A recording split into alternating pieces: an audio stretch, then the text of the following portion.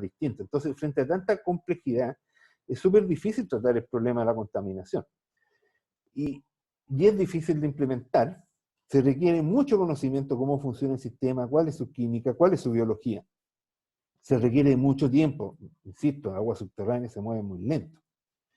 Incluso en este minuto se están cuestionando los modelos conceptuales. Hay muchos autores que están cuestionando la ecuación de advección, dispersión, difusión, que nosotros estudiamos en la universidad. Hay gente que dice que ya no es válida, que la difusión es mucho más importante que la dispersión. Hay harta literatura al respecto. Entonces, aquí hay harto que avanzar. Yo diría que la matemática es relativamente lo más simple. El problema es conocer el dominio, cómo se aplica y cuáles son las reacciones químicas y biológicas que hay ahí adentro de los sistemas de agua subterránea. Finalmente, quiero mencionar el tema de la recarga artificial, porque es algo bien importante que hemos venido discutiendo.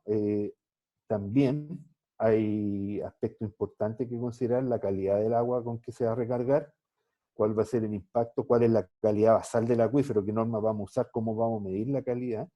Y también considerar que hay una recarga histórica. O sea, nosotros en muchos de nuestros acuíferos que están sobre zonas pobladas han sido recargadas con agua servida durante muchos años. Entonces, cuando hay que tener en cuenta eso, porque ya hay una historia de recarga dentro de los acuíferos que también va a afectar la calidad basal. Entonces tenemos que tener mucho cuidado cómo vayamos a definir nuestras medidas de manejo para no ahogarnos y poder avanzar. Bueno, eso es lo que quería plantear. Creo que estoy bien en el tiempo y quiero dejar a Verónica.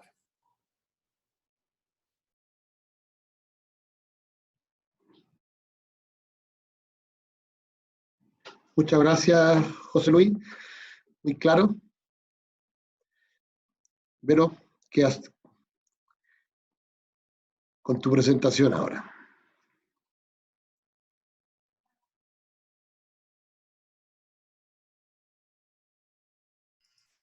Es el micrófono. Me queda con el micrófono. Ahora sí. Bueno, muchas gracias por la invitación y qué mejor que haya antes José Luis explicado estos conceptos fundamentales. Hoy día nosotros les vamos a hablar de daño ambiental, pero en causas, en fallos, en sentencias resueltas por nuestros tribunales. Y les quiero decir que yo desde hace años, yo soy profesora de Derecho Ambiental y una de las cosas que me gusta estudiar es daño ambiental y lo he hecho desde hace mucho tiempo, siempre revisando fallos antes de los tribunales ambientales y ahora en los últimos años los fallos con los tribunales ambientales. Y el último trabajo es específicamente sobre el daño ambiental a las aguas subterráneas. Y vamos a seguir haciendo este trabajo de revisar fallos, porque en el programa DAC de Derecho Ambiente y Cambio Climático que recién creamos en la Universidad de Concepción, donde José Luis y la doctora el comité asesor científico que guía a todos los abogados que ahí trabajamos y sobre todo a los jóvenes investigadores que se han sumado, vamos a seguir investigando, ojalá desde la interdisciplina, las sentencias ambientales, porque hemos firmado un acuerdo con la Corte Suprema. Ella nos ha entregado todos los fallos ambientales desde el 2005 a la fecha para que le apliquemos inteligencia artificial. La idea en la que siempre hemos trabajado con el agua es un poco ambientalizar el derecho de agua, es decir, incluir la variable ambiental en la toma de decisiones del agua, porque pensamos que está muy atrasada, que está como muy anclada en el aprovechamiento, en los derechos, y que deja un poco de lado la protección de las aguas, y sobre todo de las aguas subterráneas. Pensamos que hay muchas normas que no respetan el ciclo hidrológico, que no respetan el principio de la unidad de la corriente, como decía José Luis, y entonces todas nuestras investigaciones van a estar dirigidas un poco a ver que hay que cambiar ciertas reglas del derecho para que también mejore la forma de resolver estos conflictos, que es a través de juicio. Y con José Luis hace años que venimos trabajando en agua subterránea. Primero escribimos sobre cómo proteger mejor las captaciones de agua potable con áreas de protección variables. También hemos visto cómo las vertientes y las aguas subterráneas son bastante o están bastante vulnerables a estos procesos de loteos de parcelas y parcelas de agrado al margen de la planificación territorial. Y en el último tiempo estamos dedicados a la recarga artificial de acuíferos y esperamos que todas nuestras investigaciones salgan a fin de año en un libro escrito por ambos sobre solo aguas subterráneas. Ahora, la litigiosidad en relación a las aguas ha aumentado. Todos sabemos que hay muchos conflictos sociales por el agua, pero no necesariamente eso a veces se traduce en juicios, porque igual es caro litigar, poco se sabe, pero con estas 4 investigaciones que se han hecho en el Centro de Recursos Hídricos para la Agricultura y la Minería, en realidad se demuestra que hay un aumento considerable de juicios en materia de aguas. El primer estudio lo demuestra que coincide con las zonas afectadas más por la megasequía. El segundo estudio demuestra que tiene que ver también harto con aquellas regiones en que el Estado prioriza proyectos de regularización de derechos de agua y ahí en realidad como que no hay muchos conflictos por el agua. El tercer estudio en amparo demuestra que el amparo, casi todos los recursos son rechazados porque la Corte estima que no se prueba el perjuicio, la perturbación, y en realidad es un recurso que ocupan los agricultores porque no los dejan entrar a limpiar las acequias, cosas así, pero no se ven problemas como graves de contaminación, etc. Y sí, en cambio, esos problemas se empiezan a ver ya cuando uno revisa la sentencia por daño ambiental. Y en el trabajo que vamos a hacer con la Corte Suprema, vamos a ver qué está pasando en agua, en los recursos de protección, en todas las reclamaciones por sanciones millonarias que aplica la Superintendencia de Medio Ambiente y también por el daño ambiental. Y pensamos que estos juicios van a seguir aumentando en sede penal, en sede administrativa y en sede de los tribunales ambientales. En sede penal, porque nosotros ya tenemos un delito que protege la contaminación de las aguas y que si bien está la ley de pesca, protege las aguas superficiales y subterráneas, en hipótesis bien restringida en todo caso, pero que está cada vez investigándose más por la Fiscalía, ya hay condenados por este delito, y se acaba de modificar para que en realidad el culpable sea la persona jurídica, no el pobre trabajador que le dijeron abre la compuerta porque se nos están desbordando las piscinas de Riles y las tiró al río. No, es decisión, digamos, de una empresa, del directorio, y sobre ellas ahora hay responsabilidad penal. También porque se está discutiendo con bastante éxito y rapidez un proyecto de ley sobre los delitos ambientales en general en Chile, que va a incluir, por cierto, las aguas, y finalmente porque el año 2018 se modificó el delito de usurpación de agua, aumentando las penas e incluyendo expresamente a las aguas subterráneas, sin perjuicio que yo tengo algunos reparos sobre en realidad la eficiencia que va a tener en definitiva ese delito. En sede administrativa ya hay índices de que han aumentado muchísimas las sanciones aplicadas por la Superintendencia de Medio Ambiente en materia de aguas, cuando fiscaliza las resoluciones de calificación ambiental. Ustedes saben que son sanciones millonarias. Se acaba de aplicar una multa de 5.200 millones a una minera por temas, digamos, relacionados con agua.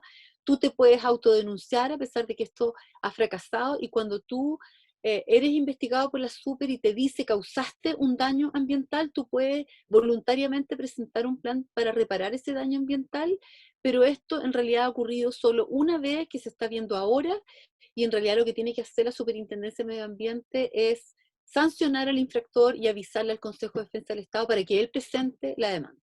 Y pensamos que también va a aumentar este tema en materia de infracciones con la DGA, porque la DGA del 2018 igual fue robustecida en materia de facultades fiscalizadoras y sancionadoras, y dentro de la tipicidad de las infracciones y de las agravantes se habla de la sustentabilidad del acuífero, se habla de contaminación, de calidad, y por lo tanto lo que correspondería es que si ella está conociendo un caso de daño ambiental, también tenga que notificar al Consejo de Defensa del Estado. También se ambientalizó el Código de Agua porque tú te puedes autodenunciar. En esto le copiaron a la Ley del Ambiente, pero todavía no sabemos cómo va a funcionar este sistema. Y bueno, la sede natural son las demandas por daño ambiental ante el Tribunal Ambiental, que estas están aumentando considerablemente. En el año 2003 habían 3 casos, en el año 2013, y ahora ya hay muchísimos más.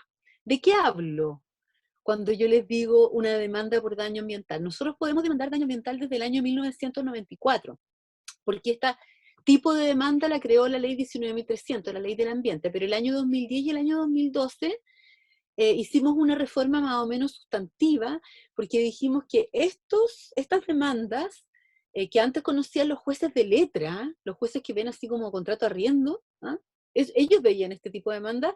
En realidad ahora ese tipo de demandas pasan a nuestros tribunales especializados, que son tribunales ambientales, que existen en Antofagasta, en Santiago y en Valdivia, y que son especializados porque sus ministros, que son 3 por tribunal, saben de derecho ambiental. Pero lo importante, y esto ocurre solo en 3 países del mundo, es que la integración es mixta. Es decir, hay 2 abogados expertos en derecho ambiental, pero hay un ministro científico, un ministro biólogo, un ministro ingeniero, un doctor en ciencias ambientales, un geógrafo.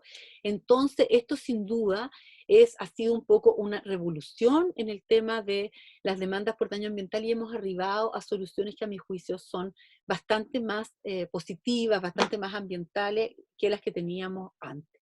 Y la otra reforma importante es que tú ahora estás obligado primero a presentar una demanda por daño ambiental en el Tribunal Ambiental, y solo cuando se declare por el Tribunal Ambiental que hay daño ambiental y se condene a reparar ese daño ambiental en naturaleza, solo ahí tú puedes ir a demandar a un tribunal ordinario, un juez de letra, tus daños personales, tus daños morales, tu lucro cesante, tu daño emergente, que murió tu empresa en el fondo por esta contaminación que hubo del río.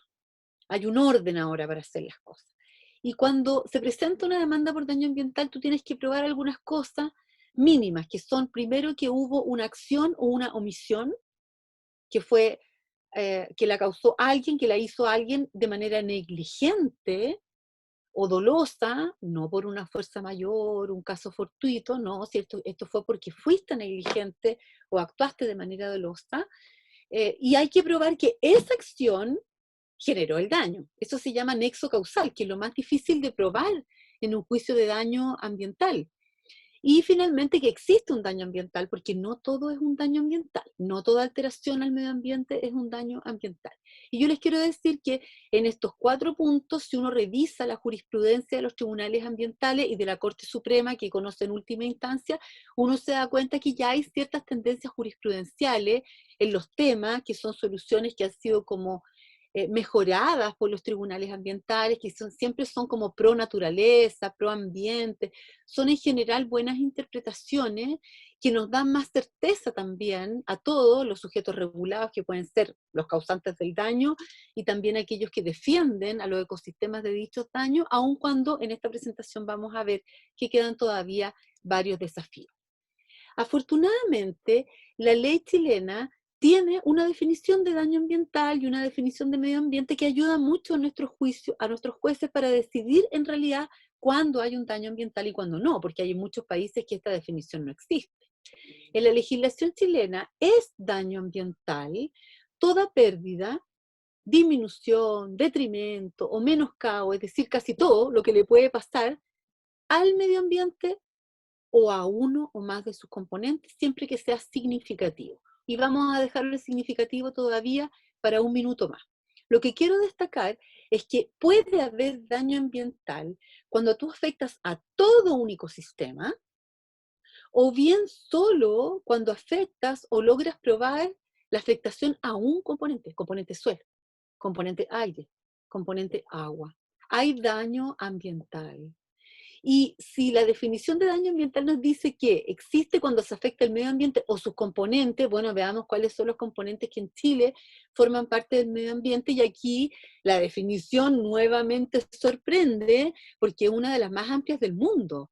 No solo porque concibe al medio ambiente como un sistema que cualquier científico dice, obvio, es un sistema que está en constante modificación por el hombre, no por el hombre, por razones naturales, pero eso de concebirlo como un sistema fue muy bueno que lo pusiera la ley, e incluye no solo los elementos naturales que nosotros estamos acostumbrados a concebir dentro del medio ambiente, como el agua, el suelo, la flora, la fauna, el aire, no, incluye además los elementos artificiales y de carácter sociocultural, es decir, todo aquello que forma parte de nuestro patrimonio arqueológico, nuestro patrimonio histórico, nuestras costumbres, todo lo relacionado a los pueblos originarios. Y finalmente es amplia porque dice que de este medio ambiente depende la vida, pero toda la vida, no la vida del hombre nomás. Esta definición no es antropocéntrica, que es un problema que nosotros tenemos, por ejemplo, con los recursos de protección ambiental que se pueden ejercer cuando esté en juego el derecho a vivir en un medio ambiente libre de contaminación, porque es una hipótesis que solamente protege personas.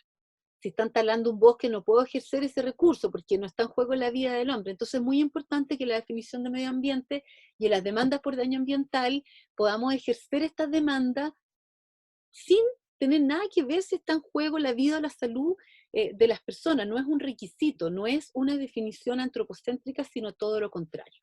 Ya tenemos fallo, condenando a reparar el daño ambiental a agua, cauces, servicios ecosistémicos, de los que hablaba José Luis, borde costero, paisaje, biodiversidad, suelo, aire, destrucción de conchales, destrucción de momias, alteración del paisaje en inmuebles en zona típica, destrucción de inmuebles de conservación histórica, ya todos esos tenemos fallos.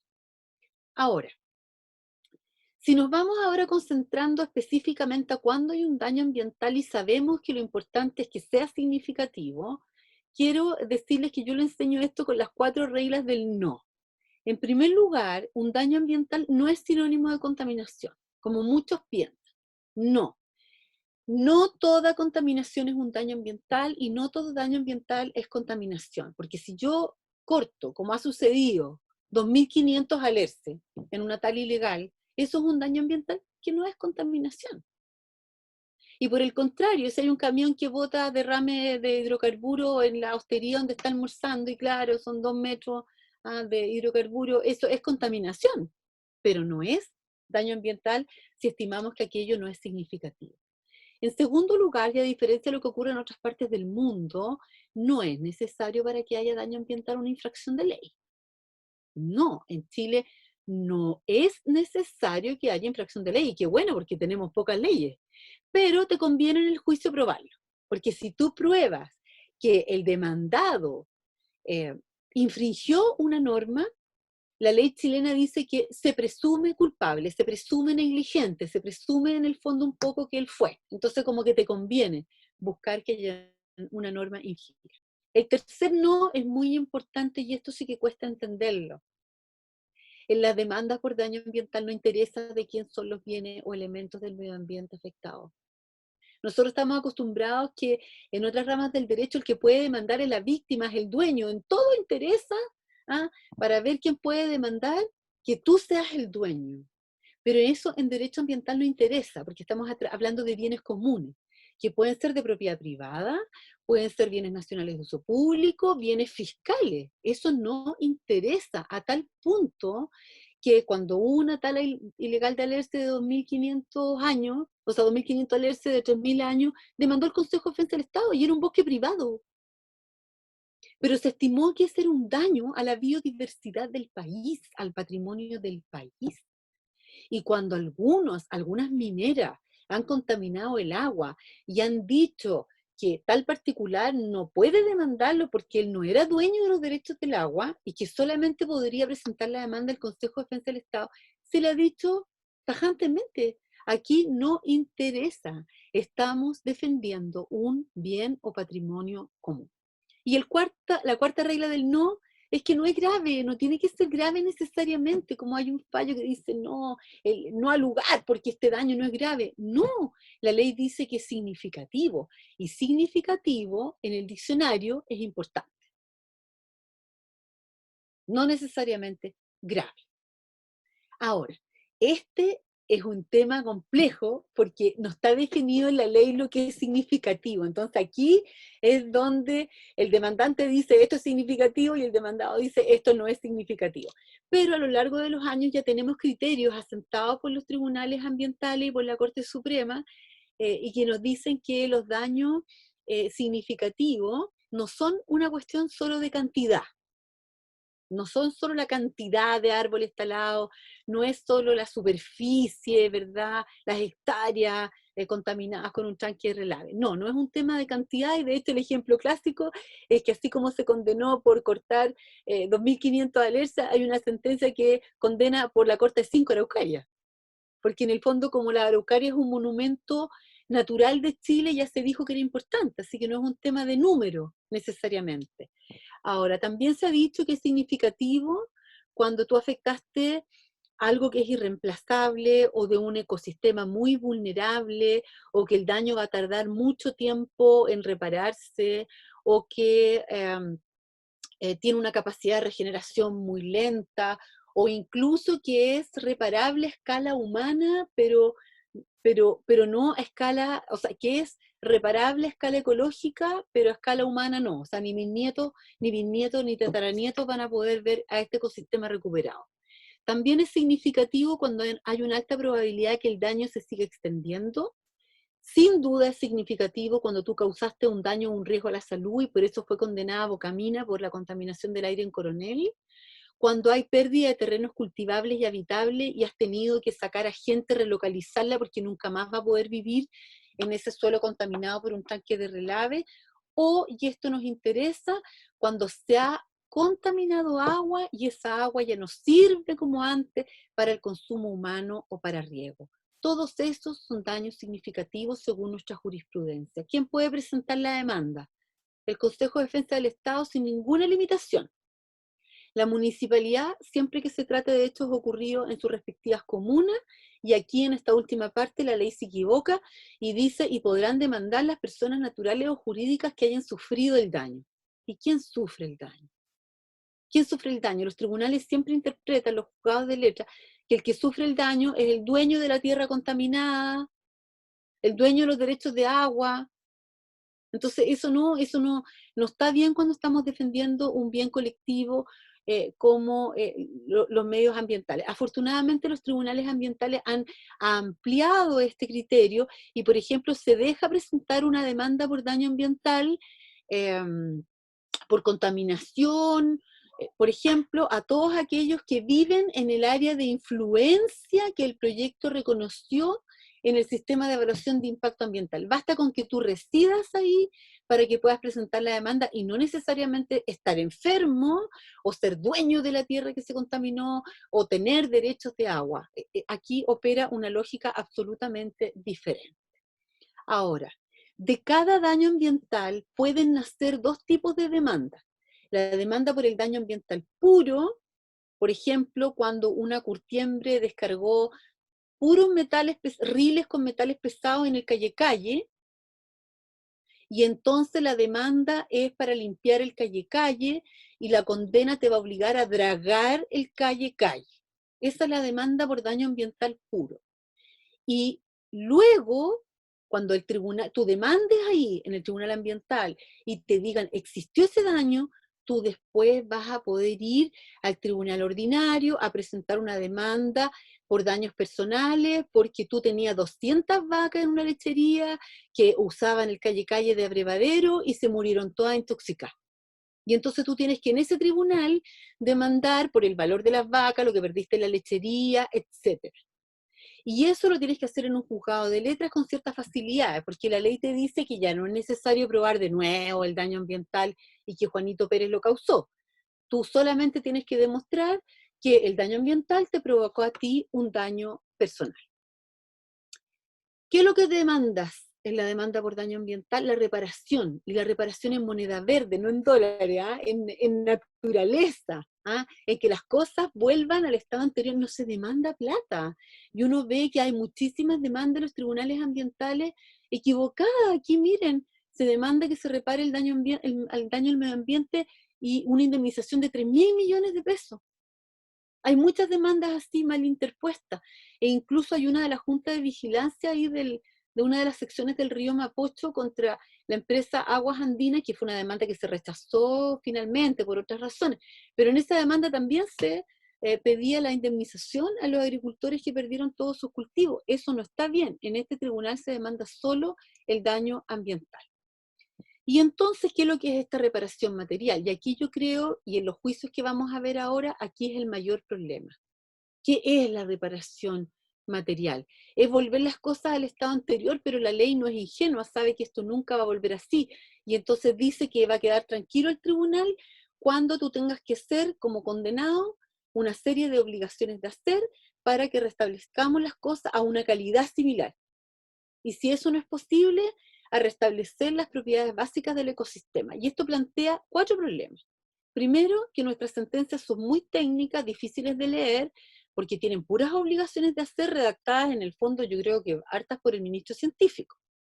Ahora, ¿cuáles son las medidas que tú vas a tener que hacer? Una vez una minera se defendió y dijo, oh, esta demanda está mal presentada porque la demanda no dice cuáles son las medidas para reparar el daño una a una.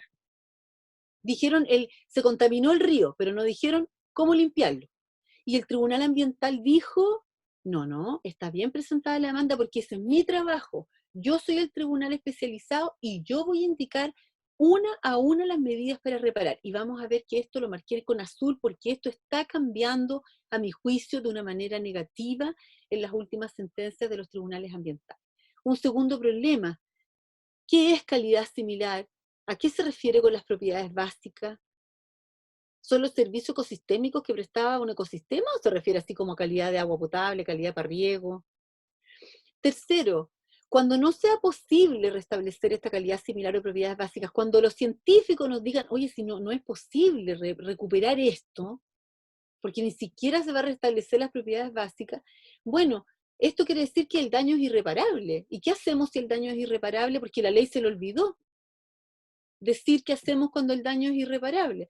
Y entonces, desde la doctrina nosotros proponemos, bueno, si el daño es irreparable, entonces ocupamos las mismas normas en el sistema de evaluación de impacto ambiental. Tú tienes que mitigar, lo que no puedes mitigar lo tienes que reparar, lo que no tienes que reparar lo compensa. Pues. Entonces busque otro ecosistema cercano que esté dañado, pero que sí sea reparable y repare al menos ese.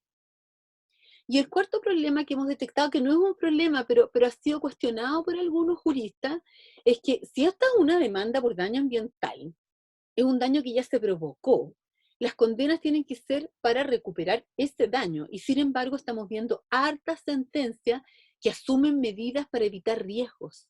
Y yo estoy súper de acuerdo, porque yo soy de derecho ambiental, y hay que prevenir los daños que vendrán, y que no se agraven estos daños, y prevenir riesgos futuros, pero admito que el tema es una demanda por daño, y estamos asumiendo medidas súper caras para los condenados que tienen que ver con los riesgos que se causan. Y les quiero presentar 7 causas. Oye, a todo esto a mí me dijeron que yo tenía más minutos que José Luis, por eso me estoy demorando un poco más. Ya. Les quiero presentar 7 casos. Los 2 primeros casos tienen que ver con extracción de agua subterránea. Extracción terrible de agua subterránea. Luego les quiero mostrar un caso en que por una extracción de árido y por la formación de un tremendo pozo, en realidad se condenó a reparar el suelo y la vegetación, pero hubo una preocupación por las aguas superficiales y subterráneas. Y quiero presentarles 4 casos que tienen que ver con contaminación, muchas veces de suelo o de aguas superficiales, en que todo lo que decía José Luis se aplica aquí. Todo eso que no aplica en general el Código de Aguas, que ve la relación entre la contaminación, por ejemplo, difusa del suelo, con las aguas, o el principio de la unidad de la corriente, que se toman decisiones con las aguas superficiales, pero siempre mirando las subterráneas, y viceversa, eso que no se cumple ya, lo quieren hacer los tribunales ambientales, y quizás por falta de información, las decisiones están quedándose cortas, pero hay una visión ecosistémica y una visión de tratar de integrar las variables. Esos son los casos que les quiero presentar. Fíjense que son todos de los últimos años, esto está aumentando la litigiosidad. Dense cuenta que solo en 2 casos la demanda la presentó el Consejo de Defensa del Estado. El resto son puros particulares. Otras empresas, vecinos. No solo aquí está defendiendo a las aguas el Estado, lo están defendiendo también los particulares. Y en todos estos casos, en general, hay una coincidencia entre lo que dice el Tribunal Ambiental y finalmente la Suprema, salvo 2 casos en que los tribunales habían dicho no hay daño ambiental y la Corte Suprema fue más verde y dijo sí hay daño ambiental. Fíjense las regiones también, del norte, del centro de Chile, hasta los lagos. O sea, esta es una preocupación de los 3 tribunales ambientales, del de Antofagasta, desde el Santiago y también en Valdivia. El primer caso se fue resuelto por los tribunales ordinarios, los jueces de letra. no habían todavía tribunales ambientales, y presenta la demanda al Consejo de Defensa del Estado contra una minera porque la descubren con 35 pozos clandestinos en la pampa del Tamarugal, de aguas subterráneas. Y vamos a ver que en Iquique y la Corte de Apelaciones de Iquique, ellos rechazan esta demanda y dicen que no se logró acreditar ni siquiera cuánta agua se sacó, y menos que los dos acuíferos que se estiman dañados estuvieran interconectados, que no había información suficiente. Sin embargo, para la Corte Suprema, con los informes de la DGA, ella estimó acreditado que habían 35 pozos ilegales, que la extracción se hizo permanente y por año, que se sacaba más de 250 litros por segundo, equivalente a un cuarto de toda la recarga natural del acuífero, otro concepto de los cual nos habló José Luis, ¿verdad? La recarga natural del acuífero, como que si todos los años fuera igual, esto se sacaba lo mismo, litros por segundo, igual y constante y permanente por año, y con ello, dice la Corte Suprema, contribuyeron de manera sustancial al estrés hídrico que presenta el acuífero. Y condenan por daño ambiental, y entonces uno dice, ¡ay, a qué condenaron! ¿Cómo van a reparar este acuífero sobreexplotado que ni siquiera pudo recargarse naturalmente? Bueno, miren en rojo cuáles fueron las decisiones. Paralizar la extracción, cegar los pozos y retirar toda la instalación. O sea, solamente se puso fin a la causa del daño, pero no se tomó ninguna medida para reparar el daño, y seguramente porque no se sabe, como dice José Luis, ni siquiera hoy día a esta altura se sabe cuáles son las mejores técnicas para remediar o para reparar los daños según sean contaminación o una sobreexplotación. Ellos apostaron, estos jueces, la Suprema apostó a la recarga natural del acuífero. Dijo, cerremos los pozos y que se recargue solito. Ahora, el Estado de Chile en esos años podía, ahora ya no se puede, pedir indemnización de perjuicio. Y dijo, quiero indemnización de perjuicio por este daño al acuífero. Pero la Corte Suprema le dijo que no, porque no había logrado acreditar perjuicios económicos. O sea, el solo hecho de haber extraído agua para la Corte Suprema no fue un perjuicio indemnizable. El caso 2 también tiene que ver con una extracción, pero aquí ya han pasado hartos años y ya está con más experiencia el Consejo de Defensa del Estado y están los tribunales ambientales. Aquí se presenta una demanda contra otra minera, también por extracción en un acuífero, pero es una extracción que se hizo con derechos de agua y con resolución de calificación ambiental. Actué legalmente, decía la minera. Y aquí hay otra cuestión importante, que la demanda ahora se asocia esta extracción a la destrucción de una vega, ¿no? De 69 hectáreas de vega aledañas que dependían, estos son los ecosistemas dependientes de los cuales hablaba José Luis, que vivían de este acuífero, y que existe riesgo además de desecar 73 hectáreas más. El acuífero bajó un 67%, y el Consejo de Defensa del Estado dice claramente es esta minera, porque no hay ninguna otros derechos de agua otorgados en ese lugar y solo él está extrayendo esas aguas ahí. Y el Consejo de Defensa del Estado ahora se atreve a otra cosa. Ya no solo pide detener la extracción para la recuperación del nivel freático histórico, del cual hablaba también José Luis, es decir, el previo al proyecto, sino que también solicita que en la condena se obligue a la minera a realizar estudios de la conexión que hay entre las aguas superficiales y subterráneas y la recarga. Y que además el propio condenado investigue cómo restaurar y recuperar el nivel y se atreve a proponer barreras hidráulicas o que se recupere el acuífero con recarga artificial. Sin embargo, vamos a ver que la Corte Suprema no se atreve a adoptar ninguna de estas medidas, ni estas barreras, ni la recarga artificial. La minera se defiende diciendo, hay varios argumentos, pero me quiero hacer cargo solo de algunos, que él definió un área de influencia, algunos humedales quedaban dentro del área de influencia, pero no estas vegas porque estaban a 7 kilómetros, y dijo, yo no lo puse dentro de mi área de influencia, y el Estado tampoco se dio cuenta, es decir, nadie lo previó. Y yo saqué mis derechos de agua, yo saqué mi resolución de calificación ambiental. La Superintendencia de Medio Ambiente me está sancionando por lo mismo. Ya me cegó los pozos. Entonces, ¿ustedes qué más quieren con esta demanda? Y saben que más aquí fue muy importante la variable cambio climático. Sin embargo, el Tribunal Ambiental lo condena igualmente y le dice que, aunque la evaluación ambiental haya sido deficiente por parte de la información que él entregó y por parte de la evaluación del Estado, la ley señala que se obliga a reparar a todo el que cause un daño ambiental, esté o no dentro del área de influencia que él declaró. Él, por su resolución de calificación ambiental, tenía la obligación de informar todo impacto ambiental no previsto que se produjera y tomar las medidas para que este impacto ambiental no siguiera creciendo. Usted tiene derechos de agua, le dice, pero el ejercicio de los derechos de agua deja de ser legítimo cuando usted no cumple con sus obligaciones derivadas en una resolución de calificación ambiental.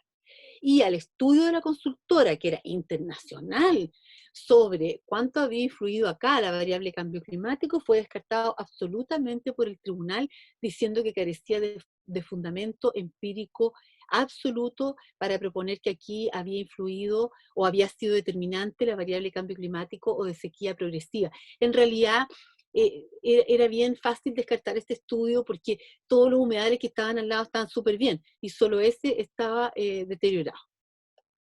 El Tribunal Ambiental aquí entonces condena a la minera, pero fíjense que cambia el criterio. Lo que yo les había dicho que había sido la respuesta del tribunal de decir, ¿y cuáles son las medidas para reparación? Y él contestaba, yo te las voy a decir porque yo soy el tribunal especializado. Esto cambia absolutamente y el tribunal dice, tú vas a presentar ahora un plan de reparación a la Superintendencia de Medio Ambiente. Y te la va a aprobar la Superintendencia de Medio Ambiente, y le va a pedir pronunciamiento al CEA, a la DGA, CONAF y al SAC, después te lo va a fiscalizar, y tú me vas a informar a mi Tribunal Ambiental cuando presentaste la propuesta, cuando te la aprobaron, y cada 6 meses hasta que lo ejecutes absolutamente. Este caso está pendiente en la Corte Suprema, pero aquí hay un cambio radical. Es decir, el Tribunal Ambiental que antes él decía cuáles eran las medidas para reparación, ahora está diciendo, presenta tú las medidas a la Superintendencia de Medio Ambiente.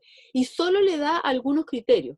Le dice, mira, tú vas a restaurar estas vegas que quedaron todas desecadas y vas a mirar a ecosistemas de referencia que son los ecosistemas vecinos, vas a caracterizar estos lugares, vas a estudiar el funcionamiento de estas vegas y de los servicios ecosistémicos que ellas prestan y además vas a monitorear por varios años todo lo anterior. Empiezo ahora con otro caso, que es un caso en que indirectamente también terminamos por proteger las aguas. Este se trató de un gran pozo que se hizo por una empresa en los lagos de extracción de árido y se presentó la demanda por otros privados, no por el Consejo de Defensa del Estado, y se condenó a un plan de restauración, sobre todo con un proyecto paisajístico, donde tenía que reponer todo el suelo y tenía que además reponer la cubierta vegetal, los árboles, el bosque que había, etc. Y se le pide además un programa de seguimiento de 5 años. ¿Qué tiene que ver esto con las aguas?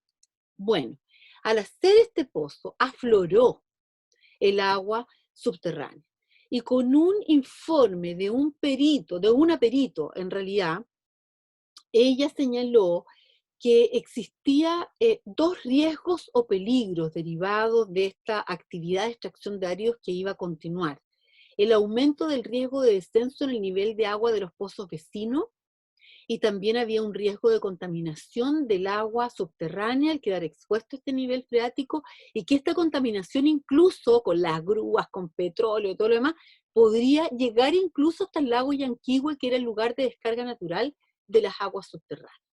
Y entonces, ante este riesgo, uno esperaría que el tribunal adopte una medida para asumir este riesgo, un monitoreo de calidad, como ocurrió en los casos que vimos antes, y sin embargo acá no toma estas obligaciones de monitoreo, y lo único que pide es adecuación permanente de los taludes contiguos a esta nueva laguna o lago que se formó, una solución diferente a la de otros tribunales ambientales. El otro caso también es de una minera, ocurrió el 27 de febrero del 2010 con el terremoto, cuando, producto del terremoto, hay un colapso del tranque de relave, quedan muchísimas hectáreas contaminadas, todos con relaves mineros, hubo gente que tuvo que abandonar estos terrenos para siempre, no van a poder vivir ahí, y obviamente la sentencia obliga a su reparación material. Esto quiere decir que ellos van a tener que implementar, dar una estabilidad física y química al relave, pero además recuperar todo el suelo, por cierto, afectado. Pero el tribunal se hace cargo también de que en el juicio nunca se logró acreditar el daño a las aguas subterráneas. No se logró acreditar, pero se discutió, pero nunca se logró acreditar. Y entonces el tribunal dice que hay que hacerse cargo del riesgo para la seguridad y la salud de las personas y el medio ambiente. Y entonces lo condena a tener un plan de seguimiento de varios años en que tiene que poner monitorear en determinados pozos y que estos pozos tengan una representatividad espacial y temporal adecuada. Es decir, aquí el tribunal reconoce que hay una relación tan cercana entre el daño al suelo por contaminación, de lo que nos hablaba José Luis, suelo que tendrá que ser retirado, este suelo contaminado, pero como la contaminación está lenta quizás en avanzar, la condena del tribunal acertadamente solicita entonces monitorear por varios años la calidad de las aguas superficiales y la calidad de las aguas subterráneas, porque seguramente si es que hay contaminación, eso lo vamos a saber en un tiempo futuro. ¿Qué ha pasado en este juicio? Ha pasado puras cosas malas, porque ni siquiera se han puesto de acuerdo dónde medir, en qué pozos medir, cuáles son los pozos representativos. La empresa ha presentado algunas alternativas, la DGA le dice que estos pozos no son representativos, que están demasiado lejos, que los parámetros físico-químicos son absolutamente insuficientes, y la empresa alega que él no puede instalar pozos en otros lugares que sean más representativos porque él no es dueño de esos terrenos que son agrícolas de otras personas y él no tiene cómo entrar a entonces tener acceso a esos pozos. El quinto caso tiene que ver con el mal funcionamiento de una planta de tratamiento de la Municipalidad de Nogales, tratamiento de aguas servidas, que terminó contaminando los esteros El Melón y El Garretón, que son utilizados para riego. Se acogió el daño ambiental a las aguas superficiales, pero no a las aguas subterráneas. Y aquí hubo toda una discusión, porque algunos ministros estimaron que la contaminación sí era daño ambiental, y el presidente del tribunal, que quedó en minoría, decía que si bien en el río se había superado y en las aguas subterráneas se habían superado algunas normas, esto no era significativo, eran cuestiones más bien menores. Sin embargo, el voto de mayoría ganó, se dijo que esta contaminación era reiterada, eran varios parámetros, y que entonces era un daño significativo que había que reparar y tomar medidas para prevenir, y para prevenir entonces vamos a monitorear por 3 años las aguas superficiales y subterráneas. Pero cuando tú te preguntas, bueno, pero se estimó que habían esteros contaminados, ¿qué medida fue la que determinó? Bueno, en términos muy generales dice un plan de reparación para que las cosas vuelvan al estado que se encontraban al tiempo de la intervención, y nosotros sabemos que un río contaminado que tiene harta corriente, por ejemplo, que avanza, eso no sé cómo se podrá descontaminar. Eso yo como abogado no lo sé, pero el fallo tampoco lo señala. En todo caso, lo que quiero determinar es que aquí fue determinante para estimar que este daño era significativo, que el agua servía para uso humano, o sea, para consumo doméstico y para riego. Y se dijo que había eutrofización del cuerpo de agua receptor, observándose aguas turbias, presencias de algas y malos olores, y que con ese tipo de agua no se podía ni consumir ni regar. Ya estoy terminando. El sexto caso tiene que ver con también un depósito de residuos, pero ahora no mineros, sino que de basura. El relleno sanitario es Santa Marta, que se cae todo su muro de contención y se deslizan masivamente residuos industriales líquidos, en realidad líquidos percolados, hasta una quebrada, ubicada fuera del relleno y que por supuesto no tenía una impermeabilización. La gente en la demanda dijo que además estaban todas las norias contaminadas y las aguas subterráneas. Sin embargo, eso no se logró acreditar y en el fondo se obliga acá, se condena a un daño a las aguas superficiales. Se dice que esto es significativo porque no se puede utilizar esta agua para el consumo al cual estaba destinado, consumo humano y también para el riego, pero fíjense la condena. La condena tampoco indica medidas, dice que se condena a hacer una auditoría externa para recabar información de vertimiento, descargas y afloramientos no autorizados para así regularizarlo, y se impone de manera bastante polémica una medida cautelar innovativa y polémica porque las medidas cautelares en general se imponen durante los juicios para que los daños no aumenten, por ejemplo. Pero aquí hay una medida cautelar que se impone en la sentencia definitiva. Y miren lo que dice. Dice que tendrá que hacer un análisis de riesgo, si se afectó o no a las aguas subterráneas. Pero fíjense lo que dice. Y si se demuestra que hubo contaminación de las aguas subterráneas, el titular deberá hacer todo para asegurar que se cumpla en ese acuífero la normativa vigente o de referencia al efecto que es la norma que ellos mencionaron en el sistema de evaluación de impacto ambiental. A mí esto me parece muy cuestionable, porque tú, como no lo lograste acreditar en el juicio, el daño a las aguas subterráneas, la Corte dice, bueno, vamos a monitorear para ver si hay daño, vamos a hacer un análisis de riesgo específico para las aguas subterráneas, y si hay contaminación de las aguas subterráneas, haz como tú quieras, condenado, has de lograr que ya no exista esta contaminación y tendrás que asegurar que se cumpla con la norma de referencia del CIA. Y aquí nosotros tenemos un problema que hemos detectado con José Luis también en varios estudios de impacto ambiental, en que estamos confundiendo una norma de referencia para monitorear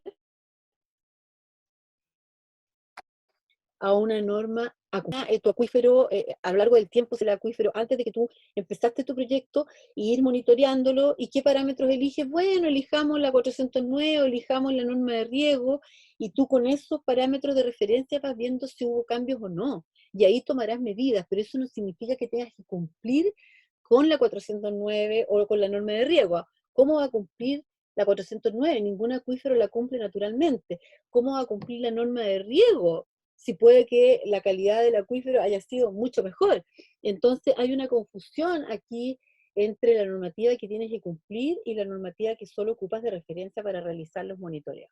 Y ahora sí que terminé con el caso 7, que es un caso dramático, también de la minera, bueno, de la misma minera Maricunga, en el mismo sector, un poquito al lado, donde tuvo una fuga de combustible, de petróleo, en una quebrada natural sin nombre que conduce al estero Carrizo.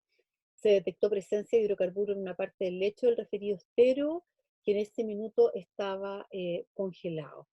En este caso se está llegando a una conciliación que está promoviendo el Tribunal Ambiental, donde nuevamente lo que se está proponiendo es presentar un plan de restauración para el futuro, sin las medidas concretas ahora.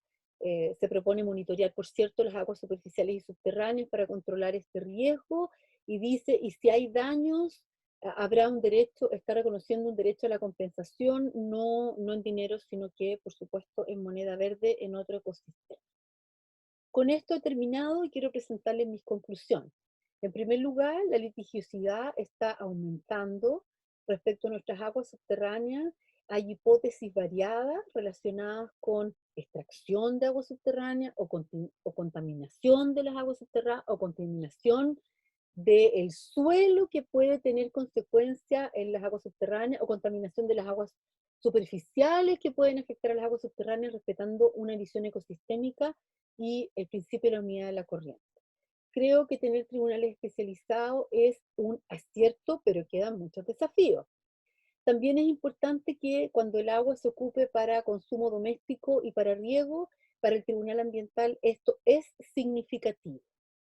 En quinto lugar, la falta de información de la que nos hablaba el profesor Arumí es evidente al momento de presentar las demandas, al momento de probar en el juicio que existe daño ambiental, y es un grave problema también para los jueces resolver. Eso explica que las sentencias por extracción de agua se esté apostando simplemente a la recarga natural y no estén, por ejemplo, decretando recarga artificial. Y en las sentencias por contaminación, como en los juicios no se logra probar la contaminación muchas veces porque es una prueba cara, que la gente no tiene acceso tampoco a esas pruebas, los tribunales están asumiendo el riesgo y le exigen al condenado que siga monitoreando por varios años. Uno de los últimos casos que les presenté, de que haga una evaluación de riesgo y que si hay contaminación tome las medidas para cumplir con la norma 409 o la 3133 de riesgo que citó en el CIA, pienso que puede provocar muchas incertezas y sería mejor obligarlo a cuestiones más concretas, pero que él elija la tecnología para restablecer el estado ambiental. Faltan aportes de la ciencia y de la doctrina jurídica en determinar cuándo se recupera una calidad similar, cuándo se recuperan las propiedades básicas y cuándo un daño es irreparable y qué vamos a hacer cuando un daño es irreparable, aun cuando yo he propuesto la compensación en otros ecosistemas. Y creo que es cuestionable, creo que hay que darle una vuelta, que ya los tribunales ambientales no estén diciendo ellos en qué consiste la reparación, sino que estén dejando esta responsabilidad a la Superintendencia de Medio Ambiente, que no ha tenido experiencia en todos estos años, solamente ha conocido un caso. Puede que sea una buena decisión, pero yo creo que hay que estar muy atentos a ello. Muchas gracias, espero que les haya gustado el tema.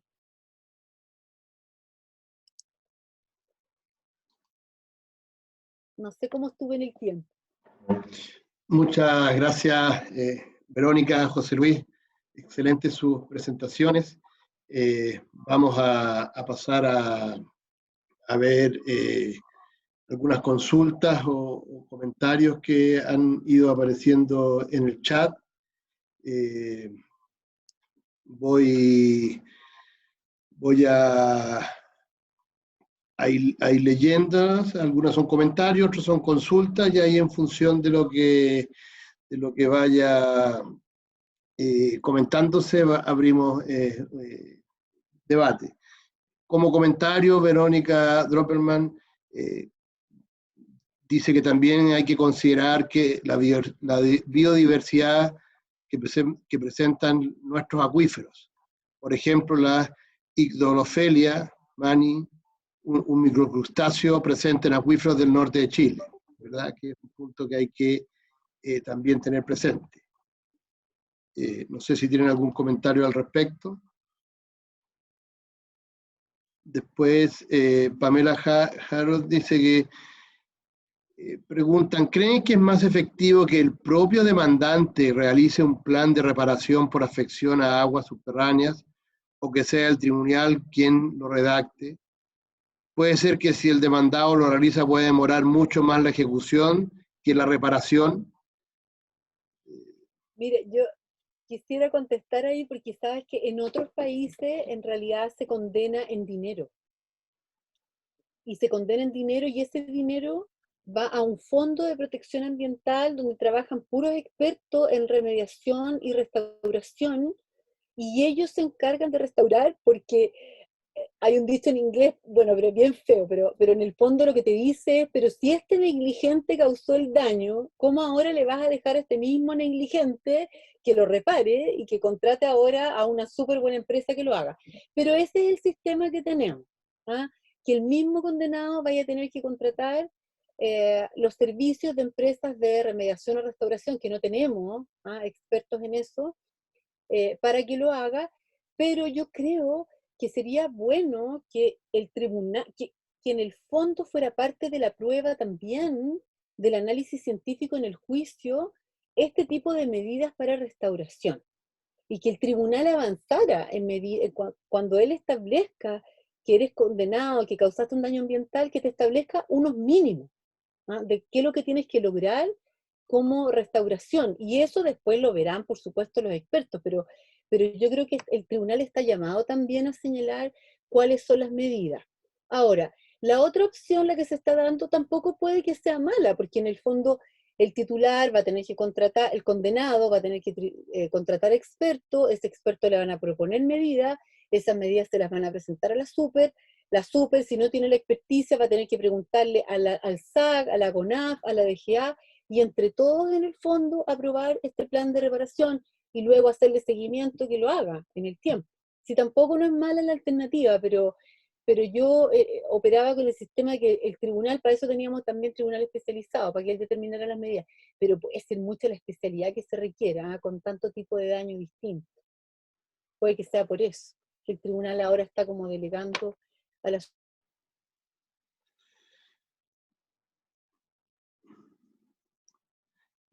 Eh, gracias, Vero.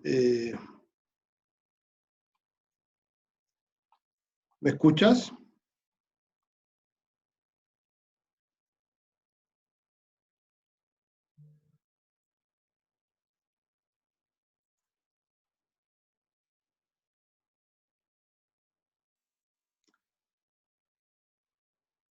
Parece que perdió la señal, Verónica.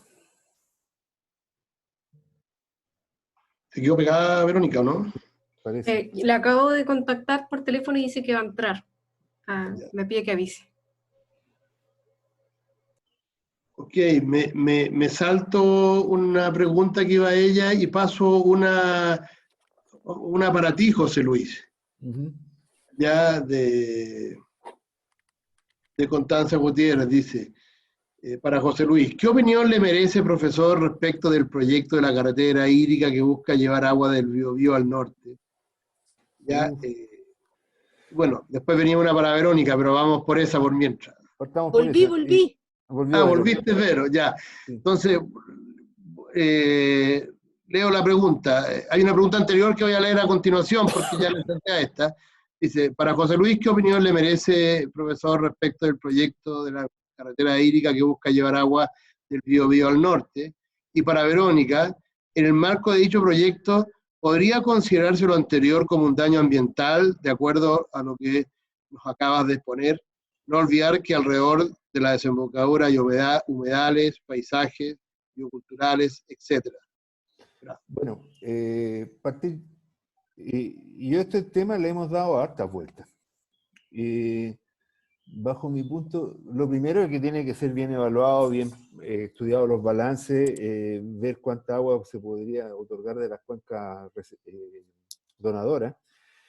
Pero, en mi opinión, trasladar agua 1000 kilómetros para riego no le veo mucho sentido cuando hay cientos de miles de hectáreas disponibles para desarrollo agrícola en el sur y estamos viendo que la agricultura se expande hacia el sur.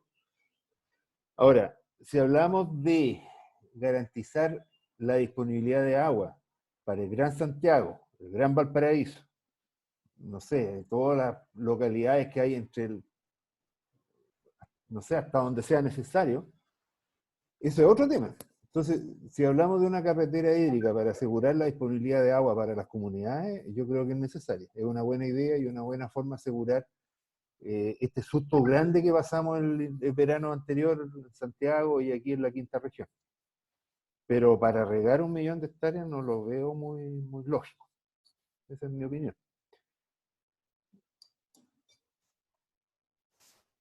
Verónica. Pero tú complementando respecto al comentario de la posibilidad que eso genere daño ambiental en las desembocaduras, en los humedales y paisajes. Me figuro que dependerá de la evaluación que se haga en el caso a caso. Verdadero, ¿no? Como abogada poco puedo aportar, pero sí he escuchado a connotados colegas que dicen que ya el Biobío tiene problemas de agua. Entonces, si tú le sacas agua, no solo causa afectaciones en la parte que tú la vayas a sacar, porque no es lo mismo sacarlo al inicio, ¿verdad?, la zona precordillerana, o en la desembocadura, pero como sea, ya sacarle agua implica dos cosas: la pérdida de su caudal de dilución, y ya tenemos menos agua, ya está el río Biobío diluyendo menos, y piensen que nosotros en el río Biobío recibimos muchos contaminantes de varias industrias, que entonces, si tienen menos agua, nuestro río Biobío se va a contaminar más de lo que en algunas zonas está, porque nosotros tenemos normas de calidad secundaria del Biobío, hay tramos en que ya no se cumple, y por lo tanto ahora vamos a tener que aplicar un plan de descontaminación, y todos aquellos que hacen vertimientos van a tener que o verter menos o aplicar mejor tecnología. Entonces, si tú sacas agua, complicas todavía más la contaminación del Biobío y, por supuesto, a las actividades que descargan ahí. Y lo otro es que, como el agua no se pierde en el mar, va a disminuir la cantidad de nutrientes que llegan al mar, y con eso nuestra pesca artesanal. Y además, por supuesto, está nuestro ecosistema asociado a la desembocadura, los humedales, que son súper valiosos, sobre todo en el contexto en el que estamos, para las inundaciones, para las marejadas, para la captura de carbono. Yo soy una defensora absoluta de los humedales, entonces a mí en realidad me costaría aceptar una carretera hídrica, sobre todo por tierra. Ahora, el daño en los ecosistemas no es daño ambiental si entra al sistema de evaluación de impacto ambiental. Cuando tú entras al sistema de evaluación de impacto ambiental y evalúas qué pasaría con estas cañerías en todos estos kilómetros, rompiendo corredores biológicos, etcétera, eso sí pasa por el sistema de evaluación de impacto ambiental y el proyecto se aprueba, es como legal. ¿Ah? Y tú tienes que mitigarlo, repararlo o compensarlo. Pero se hace legal. Entonces, de ahí que sea súper importante que, si esta iniciativa tiene finalmente el apoyo del gobierno y se presentan evaluaciones ambientales, esas evaluaciones ambientales sean hechas de muy buena manera, porque lo que ahí se evalúe es lo único que se va a mitigar, reparar o compensar. Y bien sabemos a veces cómo se hacen las evaluaciones ambientales en situaciones tan complejas como esta. Yo preferiría que no se tomara la decisión. No veo cómo, en base a qué argumentos se podría priorizar una solución así. Creo que hay otras alternativas en las que trabajar, y no solo porque soy de la región del Biobío estoy diciendo esto así como egoísta, que no queréis dar tu agua a los demás, porque como bien dice José Luis, cuando hay comunidades vulneradas, uno siempre va a priorizar el consumo humano por sobre todo, pero es que aquí no es para consumo humano. Ese es el problema. Entonces saquemos bien las cuentas, pongámosle por fin un valor a los ecosistemas, a los servicios ecosistémicos, y no solo pongámosle el numerito cuando sean como recursos para aprovechar. Nuestra naturaleza vale per se. Gracias, Beno. Otra consulta de Javier Ibáñez. Considerando lo expuesto, Chile debe poder realizar una mejora en la legislación ambiental, en lo específico, en la penalidad, cárcel para los culpables, y cierre directo de RCA por daño ambiental, multas inmediatas máximas y reparación del daño ambiental. Esto en modificación de la ley. En el fondo, si eres partidaria de que se endurezca la ley en esta línea, digamos. Bueno, yo soy profesora de Derecho Ambiental y en los últimos años me he dedicado también al agua. Entonces, he tratado de ambientalizar el derecho de agua y que el derecho de agua mejore y se ambientalice, pero eso no significa que yo diga que mi derecho ambiental está cero falta. No, para nada. Tenemos muchos desafíos en el derecho ambiental y en el derecho de las aguas. Y en relación a la responsabilidad, les quiero decir que es una deuda que ha sido advertida por la OSDE, al cual nosotros ustedes...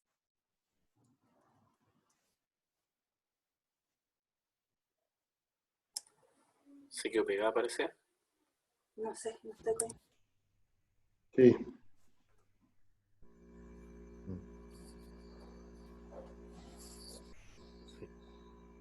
Avancemos por mientras, ya estamos llegando a la hora.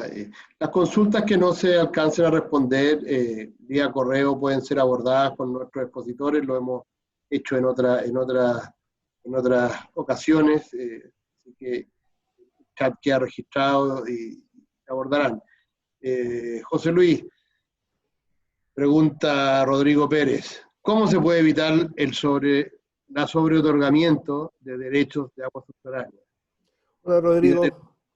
Y desde el punto de vista de la contaminación del agua subterránea, ¿se ha comprobado el efecto en enfermedades en las personas? Hola, Rodrigo. Gusto saludarte, porque tenemos un exalumno. Bueno, partiendo por la segunda pregunta, hay una película bien famosa que es la de Erin Brockovich, no me acuerdo cómo se pronuncia, ¿sí? Pero es un caso bien conocido en Estados Unidos y fue un caso real. Así que sí, se ha comprobado el efecto en la salud. Sobre el sobreotorgamiento es un gran problema porque el tema del sobreotorgamiento ha pasado por varias razones y principalmente por usar los promedios en las demandas y o sea, en la recarga. Y en el fondo han sido estimaciones muy preliminares de recarga de agua subterránea que se consideran alguna vez escritas en piedra. Entonces hay que seguir avanzando en ese aspecto. Y para los dos lados, hay zonas donde se han hecho estimaciones de recarga que se han subestimado porque no se considera la recarga del frente de montaña, y hay otras donde sencillamente no consideramos la variabilidad climática. Entonces, no es fácil ese tema. Y lo otro es ver el tema de las extracciones ilegales. Y ahí es donde hay que, bueno, se está trabajando, se están pidiendo mediciones, pero ahí hay que tomar más seriamente el toro por la asta y de alguna forma, Eugenio lo planteó en el caso de Petorca, bueno, integrar a esa gente dentro de las comunidades de aguas subterráneas, si no le vamos a pedir a un agricultor campesino que cierre su pozo, pero de alguna forma hay que avanzar con eso. Hay casos bien interesantes que se están haciendo. Eso sería lo... Yo no sé si me ven ahora desde el teléfono. Sí, sí te vemos. Perdonen, pero la conexión ha estado pésima. Quería contestarle a la persona que me hizo la pregunta acerca de si endurecer las normas de responsabilidad.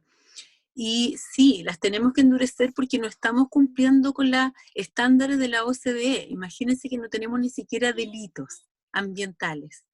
Tenemos un delito muy atrasado en la ley de pesca, pero hay que modernizar todo el tema de la responsabilidad penal ambiental. En materia de responsabilidad administrativa, nosotros tuvimos una mejora sustantiva desde el derecho ambiental con la creación de la Superintendencia de Medio Ambiente, que por fin tiene sanciones que asustan, y tiene potestades de clausurar, paralizar, revocar el permiso, y tiene multas de hasta 10.000 unidades tributarias anuales, y ha aplicado multas millonarias. Pero hay dos problemas, que la superintendencia está limitada o se está limitando ella sola a fiscalizar solo aquello donde hay una resolución de calificación ambiental y no a los proyectos antiguos, a pesar de que la Corte Suprema ya le ha dicho que se meta a los proyectos antiguos, igual.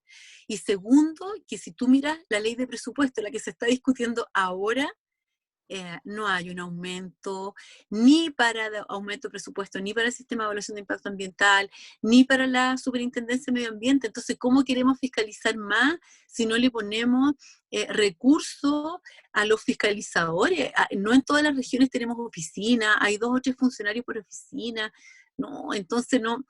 Hay un discurso que es ser los campeones, y sobre todo el cambio climático, pero cuando tú lo ves en la ley de presupuesto, en lo que se está discutiendo hoy día, tú ves que no es así, porque el que no invierte en el Ministerio del Medio Ambiente no está apostando a que mejoremos el estándar.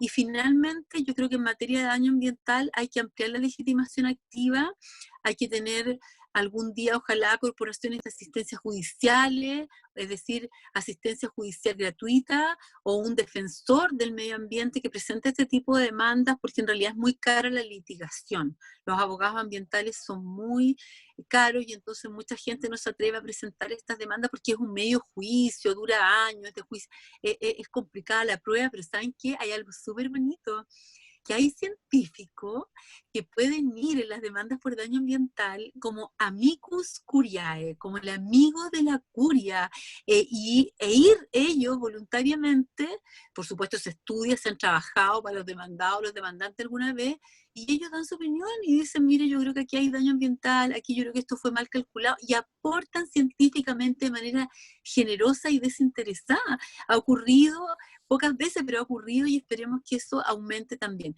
Con la DGA es otro cuento. Con los delitos asociados al agua, casi nada. Con la fiscalización de la DGA, vamos a ver si ella se siente más empoderada ahora y aplica estas sanciones más altas que asusten un poco, pero falta mucha fiscalización y mucho de lo que ha ocurrido ha sido, como decía José Luis, porque no hay control de las extracciones legales. O sea, al que saca agua no se le pide que instale una cuestión para medir cuánto está sacando, y menos aún de las extracciones ilegales. Y cuando, por ejemplo, en Petorca se autorizó derechos eventuales y se hicieron pozos así como transitorios para que sacaran por un tiempo, después investigaciones demostraron que esos pozos siguieron todo en el fondo sacándose igual, a pesar de que ya no se podía, se prohibió la extracción de esos pozos, se siguieron ocupando igual, si la gente igual necesitaba agua. Entonces, la falta de, o sea, la fiscalización tiene que aumentar. Y para eso, en algunos casos, endurecer las sanciones y las penas ayuda. Pero a mí me gusta mucho más también la zanahoria. Es decir, que junto con el garrote te den incentivos al cumplimiento. Yo creo que si una persona se autodenuncia o una persona inmediatamente dice, ¿sabes qué? Voy a reparar esto, yo creo que merece un premio, porque lo que está en juego acá es que el daño ambiental no aumente, que el daño ambiental no se agrave. Entonces, si vamos a reducirle la sanción y darle una zanahoria, estoy por ello. Yo siempre voy a estar porque el daño ambiental se restaure lo antes posible. Gracias, Verónica. Bueno, hay un par de preguntas que voy a leer, pero no para que contestes, porque de alguna forma ya están contestadas con lo que dijiste. ¿Qué medidas se pueden implementar para que los condenados por daño ambiental cumplan con la reparación del medio ambiente que se les piden? Bueno, va en la línea de endurecer las sanciones, en la línea de aumentar los recursos a los agentes fiscalizadores y un poco ya lo que has comentado. Hay otra que me parece bien interesante que viene a continuación de esa que dice, respecto a tus conclusiones, al punto 6, si has visto algún avance en cuanto a la definición de calidad similar, si hay algún caso que hayas visto que puedas comentar de ejemplo. Dicho sea de paso, es un tema bastante transversal. No, pero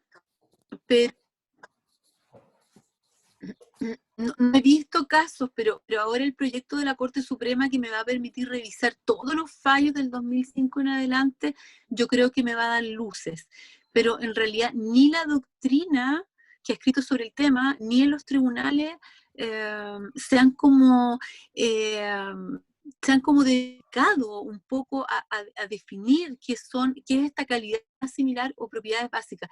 Y yo lo estimo por lo menos a que si, por ejemplo, rellenaron un humedal o cortaron un bosque, es reparable en la medida que se restablezca ese humedal al estado anterior con los servicios ecosistémicos que prestaba. Nunca va a ser igual, pero que al menos haga lo que antes hacía. Miren, el criterio de la CONAF antes era que cuando alguien talaba un bosque, ¿qué es lo que había que hacer? Había que replantar, ¿no es cierto? Plantar harto plantitas más chiquititas y con un 75% de prendimiento, listo, zanjado el problema.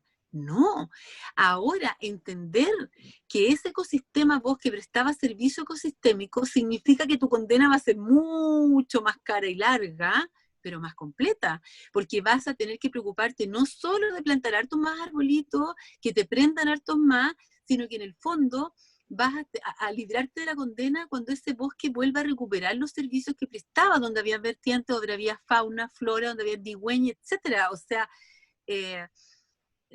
no es como antes que cortaste arbolito, plantaste arbolito. No, la visión es mucho más integral, debe ser más, como decía José Luis, que se respeten los servicios ecosistémicos de los ecosistemas asociados a las aguas subterráneas.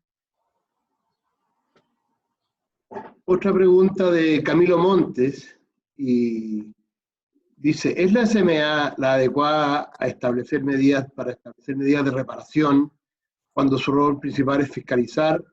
¿No debería ser el SEA u otro organismo que se especialice en medidas de reparación? Y me sumo yo a esa consulta porque también te iba a hacer una en ese sentido al final, si teníamos tiempo. En este contexto, ¿en qué quedan los planes de cumplimiento de la SMA? La SMA hay toda una línea de planes de cumplimiento que apuntan a hacerse cargo de justamente los incumplimientos en la línea de establecer medidas de reparación, en muchos casos. Sí. ¿Cuál es tu visión al respecto? Mira, lo que pasa es que cuando tú incumples una RCA o una normativa, por ejemplo, no estás cumpliendo con la norma de ruido, tú te investiga la superintendencia o te autodenuncia y tú tienes una opción de presentar un plan de cumplimiento, ¿ya? O irte a alegar a los tribunales ambientales. Si tú presentas un plan de cumplimiento, dices voy a poner tales barreras acústicas, cumplo con la norma de ruido. Cuando hay un daño ambiental y cuando la Superintendencia de Medio Ambiente te dice has causado un daño ambiental irreparable y por lo tanto es sanción gravísima, o reparable, y esto significa sanción grave, tú tienes la misma opción, presentar un plan de reparación de daño ambiental o irte a tribunales a reclamar. Hasta ahora solamente se ha presentado un plan de reparación que está ahora revisando la Superintendencia de Medio Ambiente. La mayoría de los titulares que se le ha imputado causar un daño ambiental se van a los tribunales ambientales. Pero la ley señala que si bien esta persona va a poder presentar un plan de reparación ante la Super para que la Super se lo apruebe, la Super tiene que tomar la opinión especialmente del SEA, lo dice la ley, porque como bien hacía la pregunta, la persona que hacía la pregunta muy bien decía porque el SEA es el que generalmente ve las medidas de mitigación, reparación y compensación. Entonces, ¿qué mejor que a él le pregunten? Y qué mejor también, a mi juicio, que le pregunten a la CONAF, a la DGA, que les pregunten a todos, porque en realidad yo creo que esto es tan complejo, el daño ambiental es tan complejo, y qué decir de las aguas subterráneas, que en realidad mientras más especialistas se escuchen, es mejor, para que la medida de reparación sea la adecuada, sea la correcta, ¿ya? Entonces, en el diseño de la ley, si bien el titular tiene que proponer medidas, que le dijo supuestamente una consultora, y la superintendencia le tiene que aprobar este plan, para aprobarlo, la superintendencia tiene que oír al Servicio de Evaluación Ambiental, que es el que tiene más experiencia en todos estos años en mitigación, reparación y compensación. Perfecto. Otra pregunta. ¿Cómo estás de tiempo, Verónica, José Luis? Para extendernos un poquito. Bueno, yo estoy bien. No sé, Verónica. ¿Ya? Vamos a dar unos 15 minutos. Yo también, sí, no queda con mucho. tal de que no me tires fuera este Zoom. No, todavía no. Pero tampoco podemos extendernos mucho. La jornada tiene una duración. Pregunta Germán Araña, en caso de que exista daño ambiental, ¿es necesario identificar al sujeto responsable de dicho daño o se puede realizar la demanda sin identificarlo? ¿Cómo ocurre con las demandas a quienes resulten responsables? ¿Esa figura es también extendible al daño ambiental? No. En materia penal, por ejemplo, cuando hay un delito, se puede presentar, ¿no es cierto?, una querella para investigar contra quien resulte responsable, y los fiscales, investigación, todos investigan. Y así va a ser con los delitos ambientales, y así es incluso con la Bridema, con la Policía de Investigaciones Especializada en Materia Ambiental. Pero en las demandas por daño ambiental, la demanda se ejerce contra el que tú estimas culpable. Tienes que tener nombre, apellido, domicilio, porque tenés que ir a notificarlo, saber cuál es su representante legal, todo, y toda tu teoría del caso, toda tu demanda, tiene que tributar a que esta persona fue la que ejecutó la acción o la omisión culpable o dolosa, y que por esa acción se provocó el daño ambiental. Siempre tienes que tener identificado quién fue. Y de hecho, cómo fue. Tienes que también tener determinado el cómo fue, porque tú tienes que presentar una teoría del caso y toda la prueba tiene que tributar a esa teoría del caso. Y el demandado va a tratar de decir que él no fue, o que no existe daño, o que fue un tercero, o que se provocó por un caso fortuito, o una fuerza mayor, etc. Perfecto, muy clara tu respuesta en ese sentido. Preguntan también, Anneli, quisiera saber la opinión de Verónica sobre la exigibilidad de incluir el factor del cambio climático en los estudios ambientales. Señala, tengo entendido que diferentes tribunales ambientales se han pronunciado de manera diferente al respecto. ¿Cómo incluir la variable cambio climático, perdón, en el sistema de evaluación de impacto ambiental? ¿Esa fue la pregunta? Actualmente en estudios de impacto ambiental, así la interpreto yo, no especifica, pero yo la interpreto que en estudios que se hacen en estudios de impacto ambiental y otros estudios genéricos ambientales, se pide incluir la variable cambio climático, ¿verdad? Y Sí. Quieren saber su opinión al respecto y hacen el comentario de que, según tiene entendido el que pregunta, hay tribunales ambientales que se han pronunciado de manera diferente al respecto. Mira, no son tantos los casos, en todo caso, en que se han pronunciado los tribunales ambientales en esta materia, pero tiene razón él que las opiniones han sido distintas. ¿Y qué es lo importante? Que tú puedes tener una mirada súper apegada a la ley, legalista total, o abrir un poquito tu mente. Porque si uno atiende al tenor literal, uno puede decir la ley de bases del medio ambiente, cuando reguló el sistema de evaluación de impacto ambiental, en la ley y en el reglamento, no sé, pues definió cambio climático o lo mencionó una vez y nunca más. Y entonces hay muchos que dicen que en el sistema de evaluación de impacto ambiental no está considerada la variable climática y tú no estás obligado a hacer todo tu estudio de impacto ambiental, por ejemplo, considerando la variable cambio climático. Esa es una lectura como bien legalista, quizás apegada al tenor literal, pero que a mi juicio es una visión que está así como atrasada, porque el cambio climático ya lo tenemos. Y entonces, ¿cómo vas a evaluar en el sistema de evaluación de impacto ambiental un puente?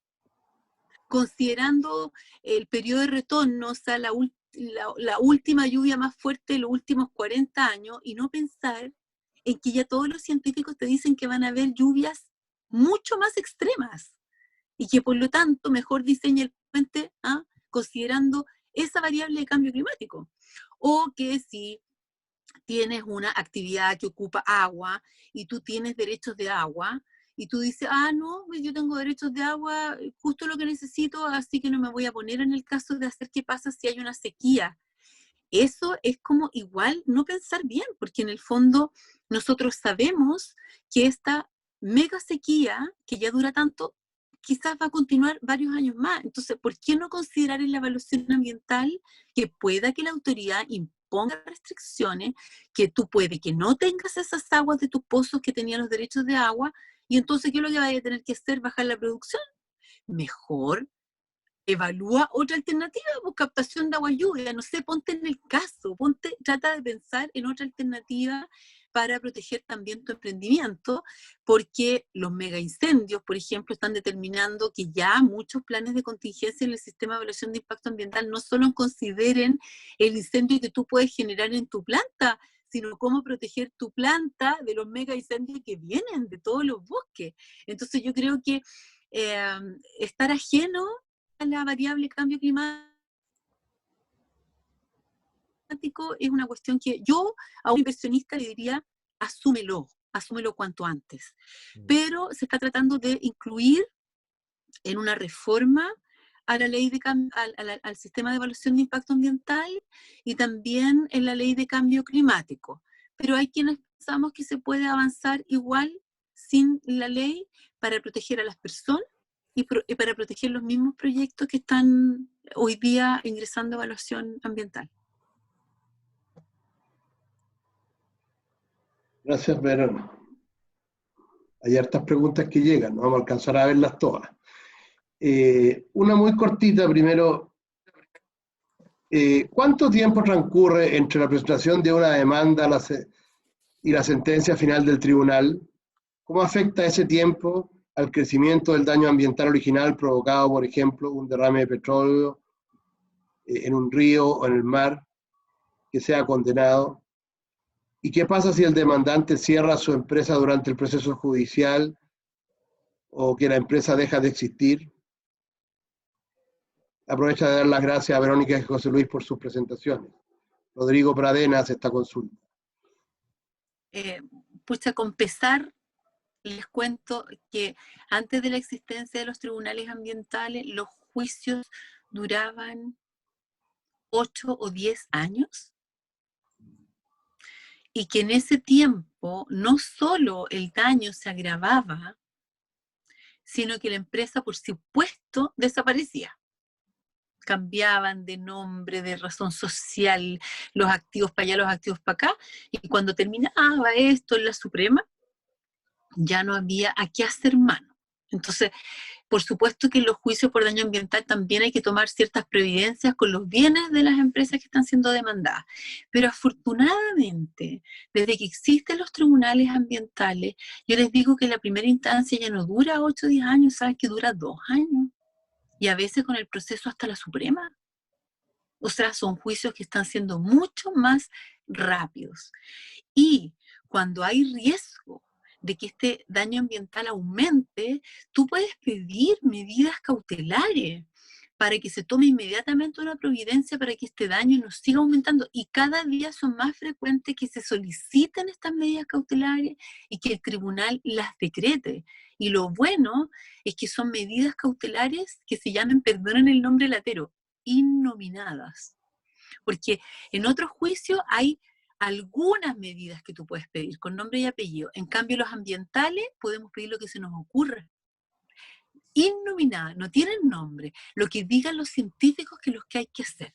Lo que yo le pregunto a José Luis Arumí y me diga, esto hay que hacer, eso yo lo pido como cautelar innominada y el tribunal me lo puede otorgar si hay fundamento para ello y durante todo lo que dure el juicio vamos a tener esto tutelado, resguardado de alguna manera.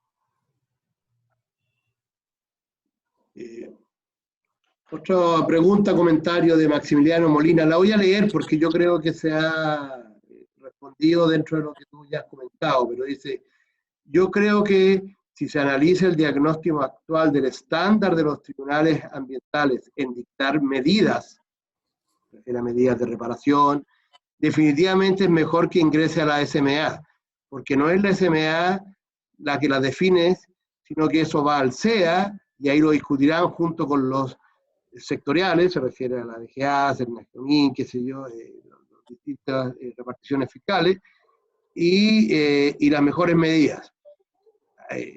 Entonces, un poco en la misma línea de lo que tú comentabas, hay que hacer presente que no es una carga nueva para la SMA, dado que por ley tienen la función de aprobar planes de reparación. No es necesario, creo que ahondes porque es lo que ya comentaste, pero en ese sentido. A menos que quieras comentar algo más.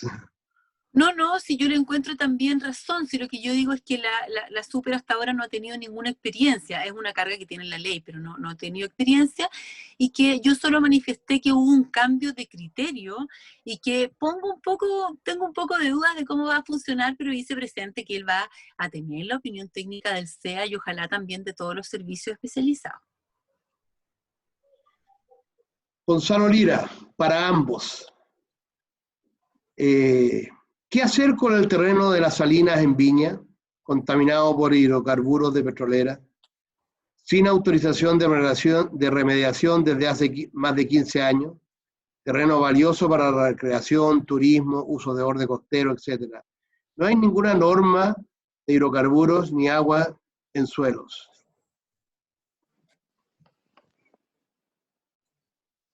Bueno, ese es un gran tema que tenemos pendiente. Yo en este minuto estoy en Viña. Yo soy nacido en esta ciudad y iba a la playa cuando veía cómo descargaban los buques petroleros ahí. Y ha avanzado mucho la ciudad, pero tiene esta zona que una tremenda plusvalía.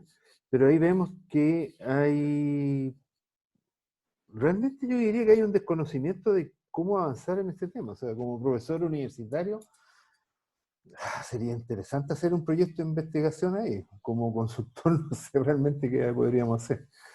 Pero definitivamente ahí tenemos una situación que es la falta de normativa, la falta de no sé qué pasa con el plano regulador y la exigencia que puede hacer. Ahí hay un tema interesante que con Verónica lo hemos analizado en otras zonas, donde como que falta un plan de ordenamiento territorial que diga, bueno, esta zona no puede seguir así. Esa sería interesante ver, no sé si tú conoces la situación, pero son muchas hectáreas en la parte más cara de Viña, y que está ahí sin hacer nada porque no pasa nada legalmente. O sea, lo que yo sé es que se presentó al sistema de evaluación de impacto ambiental un proyecto que se llama Saneamiento del terreno La Salina y que la presentó la COPEC. Oye, creo que se iba a votar hace poco, pero no sé cómo, si se aprobó o se rechazó, pero en el fondo era remediarlo para desarrollar un proyecto inmobiliario. Y entonces hay mucha oposición de la ciudadanía y de los parlamentarios de la zona para que dé cierta seguridad de cómo van a poner proyectos inmobiliarios sobre esos suelos. Eso es lo que yo sabía, pero no sé si se aprobó o no se aprobó.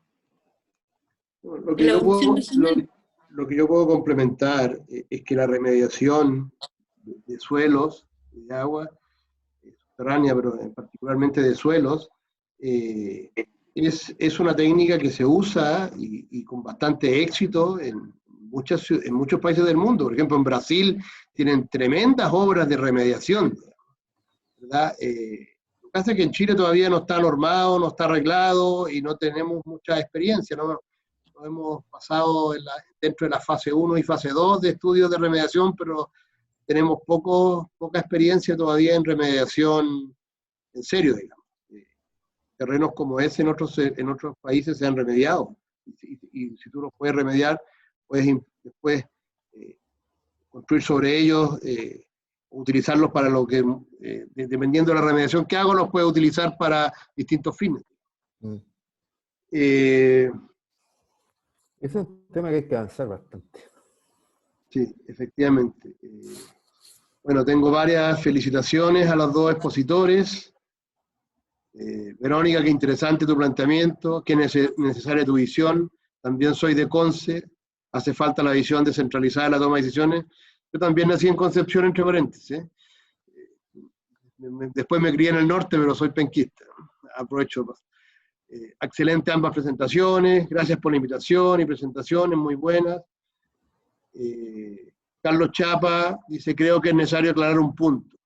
Cualquier persona puede recurrir a la municipalidad para que demande en su representación, artículo 64, inciso 2 de la ley de base de medio ambiente, por lo que no es obligatorio contar con abogados. ¿Ya? El profesor Jorge Femenías, entre las páginas 265 a 297 de su libro La responsabilidad por daño ambiental, lo trata altamente. Sí, lo que pasa es que esa norma para algunos juristas es considerado una especie de acción popular porque cualquier ciudadano podría pedirle a su municipalidad que demande por él por un daño ambiental. Pero esa misma norma, que ha tenido muy poca aplicación práctica, en realidad no es una verdadera acción popular. Y esa norma señala que la municipalidad puede excusarse de presentar la demanda que le ha solicitado el vecino si dentro de un determinado plazo dicta una resolución fundada señalando por qué no va a presentar la demanda. Y lo que hacen todas las municipalidades, o muchas municipalidades, es señalar que la ley exige que este vecino presente antecedentes fundados. Y diga, como usted vecino no me acompañó antecedentes fundados, ningún análisis químico, bioquímico, etcétera, no puedo presentar la demanda y con ello la municipalidad queda libre de responsabilidad. En todo caso, la norma dice que la municipalidad está como obligada a presentar la demanda, porque si no lo hace o no le contesta al vecino por una resolución fundada, se hará solidariamente responsable de los perjuicios.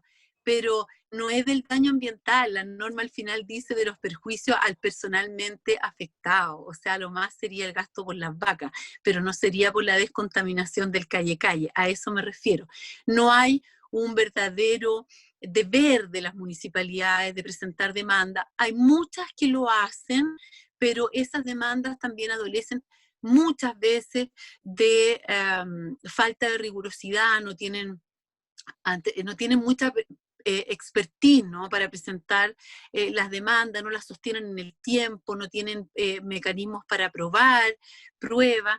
Entonces es complicado que las municipalidades, pocas han ganado este tipo de demandas representando a sus ciudadanos, pero yo cualquier cosa que sea para mejorar esta norma y que haya un mayor acceso a la justicia y que esta norma tenga aplicación, bienvenido sea, pero en realidad tiene muy poca aplicación.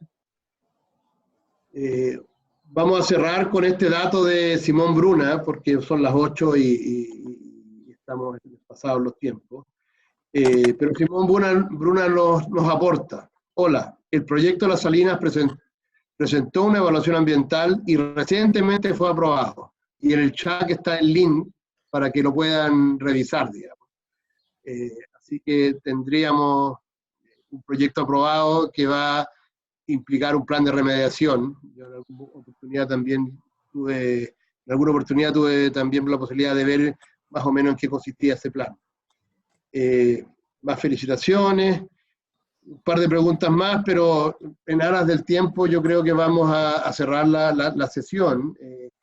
José Luis, Verónica, muchas gracias por tu entusiasmo y excelente presentación. Gracias a todos los participantes. Los dejamos convocados desde ya a nuestro próximo webinar, que se realizará en el mes de noviembre, no recuerdo bien la fecha, pero ya se publicará, donde realizaremos, se presentará una interesante ponencia sobre la regularización constitucional de las aguas y los derechos de agua en diversas constituciones del mundo, a propósito del proceso constitucional que muy probablemente tendremos que enfrentar, y los dejamos cordialmente invitados a todos. Reitero agradecimientos, Verónica, José Luis, y que tengan todos muy buenas tardes y chao, nos seguimos encontrando. Muchas gracias por la invitación. Ya. Gracias a todos. Gracias a ustedes. Gracias por la invitación. Gracias. Chao. Que estén muy bien. Chao.